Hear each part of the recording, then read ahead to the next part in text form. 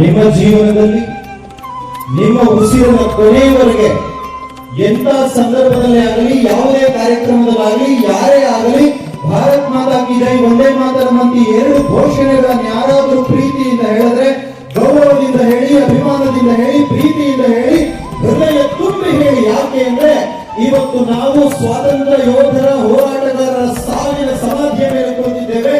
ನಾವು ಇವತ್ತು ಸುಖ ಶಾಂತಿ ನೆಮ್ಮದಿಯಿಂದ ಬದುಕೋದಕ್ಕೆ 7,30,000 ಮಂದಿ ನಿಮ್ಮದೇ ವಯಸ್ಸಿನ ನೀವೇನ್ ಕಲಿಸ್ಬೇಕು ಕೂತಿದ್ದೀರ, ಬಿಕಾಂ ಮಾಡಬೇಕು, MBA ಮಾಡಬೇಕು, ಎಂಜಿನಿಯರಿಂಗ್ ಮಾಡಬೇಕು, ಮೆಡಿಕಲ್ ಮಾಡಬೇಕು, ಹಾಗಿರ್ಬೇಕು ಹೀಗಿರ್ಬೇಕು, ನನ್ನ ಲೈಫಲ್ಲಿ ನಾನು ಸೆಟ್ ಆಗ್ಬೇಕು ಅಂತ ನಿಮ್ಮಲ್ಲಿ ಕನಸಿಟ್ಕೊಂಡು ಬದುಕ್ತಾ ಇದ್ದಂತಹ ಶಾಲಾ ಕಾಲೇಜುಗಳಲ್ಲಿ ಓದ್ತಿದ್ದಂತವರು 1857ರಿಂದ 1947 ಈ 90 ವರ್ಷಗಳ ಅವಧಿಯಲ್ಲಿ 7,30,704 ಜನ ವಯಸ್ಸಾದವರಲ್ಲ, ಮುದುಕರಲ್ಲ, ನಿಮ್ಮ ವಯಸ್ಸಿನವರೇ, ಯಂಗ್ ಜನರೇಷನ್ಸ್, ಯೂತ್ಸ್ ದೇಶಕ್ಕೋಸ್ಕರ ಪ್ರಾಣ ಬಿಟ್ಟಿದ್ದಾರೆ. ಅವರು ಕೊನೆಯಲ್ಲಿ ಬ್ರಿಟಿಷರು ಅವರಿಗೆ ಉರನ್ನು ಹಾಕಬೇಕಾದ್ರೆ, ಹಣೆಗೆ ಗುಡ್ಡನ್ನು ಹೊಡಿಬೇಕಾದ್ರೆ ಕೊನೆಯ ಆಸೆ ಏನಾದ್ರೂ ಇದೆಯಾ ಅಂದ್ರೆ ಅವ್ರು ನಗದ ಒಂದೇ ಮಾತು ಹೇಳಿದ್ರು, ಭಾರತ್ ಮಾತಾ ಕಿ ಜೈ, ವಂದೇ ಮಾತರಂ, ಭಾರತ್ ಮಾತಾ ಕಿ ಜೈ, ವಂದೇ ಮಾತರಂ.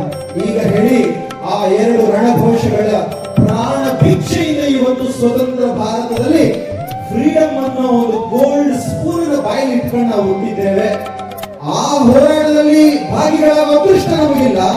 ಆದರೆ ಯಾವ ನಮಗೋಸ್ಕರ, ನಮ್ಮ ಬ್ರೈಟ್ ಫ್ಯೂಚರ್ಗೋಸ್ಕರ ಪ್ರಾಣ ಕೊಟ್ಟರಲ್ಲ ಯೂತ್ಸ್, 7,30,700ಕ್ಕೂ ಅಧಿಕ ಮಂದಿ ನಿಮ್ಮ ವಯಸ್ಸಿನವರು, ಅವರ ಆತ್ಮಕ್ಕೆ ಶಾಂತಿ ಸಿಗಬೇಕು, ಅವರ ಆತ್ಮಕ್ಕೆ ನೆಮ್ಮದಿ ಸಿಗಬೇಕು ಅಂದ್ರೆ ಚೆನ್ನಾಗಿ ನೆನ್ಪಿಟ್ಕೊಳ್ಳಿ ಫ್ರೆಂಡ್ಸ್. ಕೈ ಮುಗಿದು ಕೇಳ್ಕೊಳ್ತಾ ಇದ್ದೇನೆ, ಯಾರ ಮುಂದೆ ಕೈ ಮುಗಿಯೋದಿಲ್ಲ.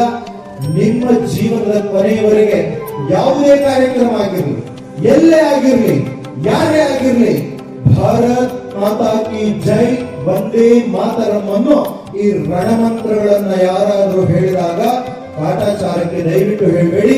ಪ್ರೀತಿಯಿಂದ ಹೇಳಿ, ಗೌರವದಿಂದ ಹೇಳಿ, ಅಭಿಮಾನದಿಂದ ಹೇಳಿ, ಹೃದಯ ತುಂಬಿ ಹೇಳಿ.